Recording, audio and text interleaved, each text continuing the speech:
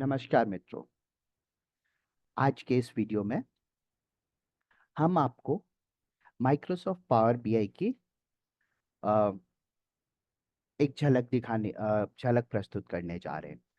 यहाँ पे हम आपको ये बताने की कोशिश कर रहे हैं कि माइक्रोसॉफ्ट द्वारा बनाया गया एक टूल, जिसे हम माइक्रोसॉफ्ट पावर बीआई के नाम से जानते हैं। ये टूल जब हमें डेटा को एनालाइज करना हो या उसी डेटा का इस्तेमाल करते हुए कुछ ग्राफ्स बनाने हो, कोई डैशबोर्ड बनाना हो या रिपोर्ट्स बनाना हो, तो ये कितनी आसानी से हमारे लिए ये सारे ही काम कर सकता है।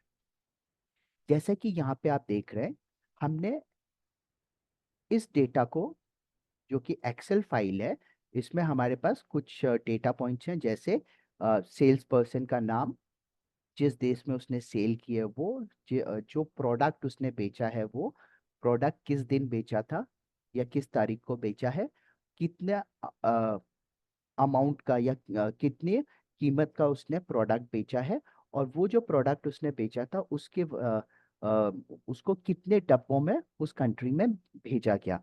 ये 6 डेटा पॉइंट्स हमारे पास हैं। इन 6 डेटा पॉइंट्स का इस्तेमाल करते हुए हमने यहाँ पे एक डैशबोर्ड बनाया है, जिसमें सबसे पहले ग्राफ में हमने ये दिखाया है कि अलग अलग देशों में कितने कितने अमाउंट का या कितने कितने पैसे की सेल हुई है। दूसरे ग्राफ में हमने यहाँ पे ये दिखाया है कि जो अलग अलग हमारे प्रोडक्ट थे या जो अलग अलग सामान था, उसको जो हमने बेचा है, उस हर सामान के अगेंस्ट हमने कितने कितने बक्सों में वो सामान भेजा है। तीसरा ग्राफ जो है वो ये हमें दिखा रहा है जनवरी 2022 से लेके अगस्त 2022 के बीच में जो सेल हुई थी या जो बिक्री हुई है, वो किस ढंग से चली है। यानी कि किस महीने में हमारी कितनी सेल हुई है, उससे अगले महीने में सेल हमारी कम हुई या ज्यादा हुई। इस ढंग से इस 8 महीने के दौरान हमारी जो बिक्री है उसका कैसा प्रदर्शन रहा है, वो हमने यहाँ पे दिखाया है। जो चौथा ग्राफ है उसमें हमने, अगर हम इस ग्राफ को देखते हैं तो हमें साफ साफ पता चल रहा है कि फरवरी 2022 में जनवरी 2022 के मुकाबले सेल हमारी कम हुई है।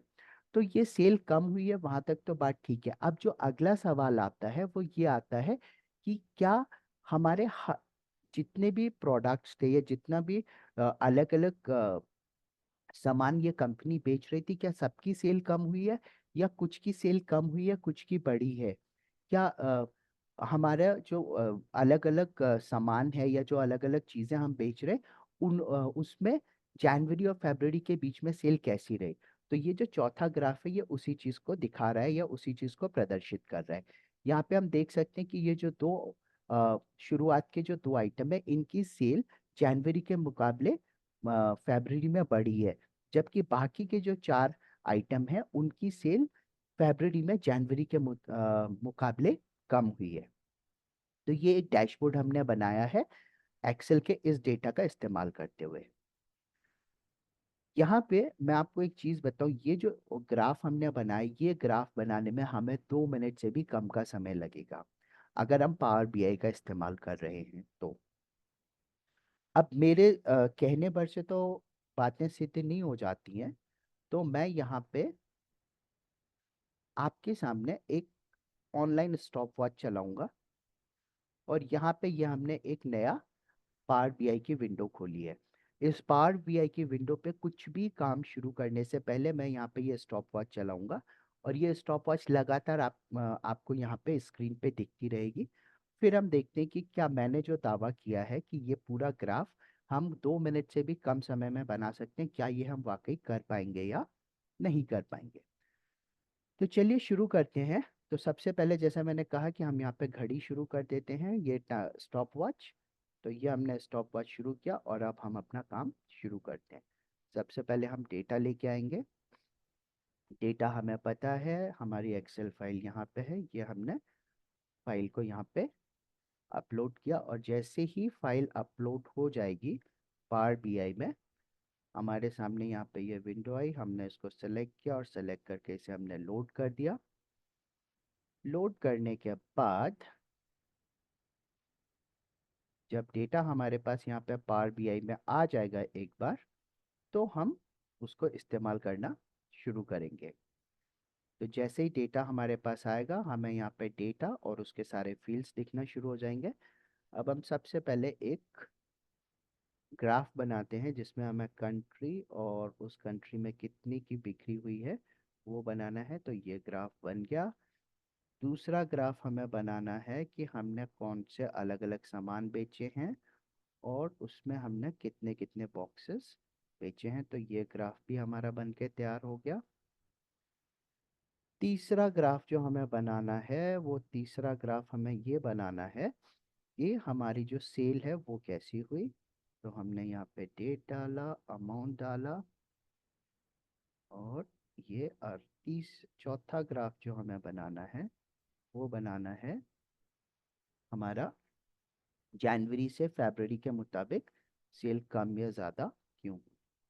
तो अब हम यहाँ पे इसको रोक देते हैं क्योंकि हमारे चारों ग्राफ बन गए। तो ये आप देख सकते हैं 1 मिनट 35 सेकेंड, यानी कि 2 मिनट से डेफिनेटली कम में हमने ये ग्राफ बना लिए।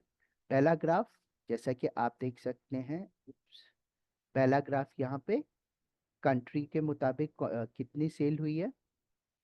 दूसरा ग्राफ कौन कौन सा सामान हमने बेचा है और उसमें कितने कितने बॉक्सेस गए हैं। तीसरा ग्राफ जो है हमारा वो है यहाँ पे कि हमारे महीने दर महीने हमारी सेल्स कैसी रही है। अगर हम इसको थोड़ा सा बड़ा कर देंगे तो यहाँ पे ये सारी चीज़ें आपको क्लियरली दिखना शुरू हो जाएंगी। इसी तरीके से हम इसको भी थोड़ा सा बड़ा कर देंगे। तो ये सारी चीज़ें जो हैं, जो हमारे ओरिजिनल रिपोर्ट में या ओरिजिनल डैशबोर्ड में थी, वही सारी चीज़ें, वही सारा डेटा हमने यहाँ पे उसी ढंग से यहाँ पे अपनी इस नई रिपोर्ट में भी दे दिया है।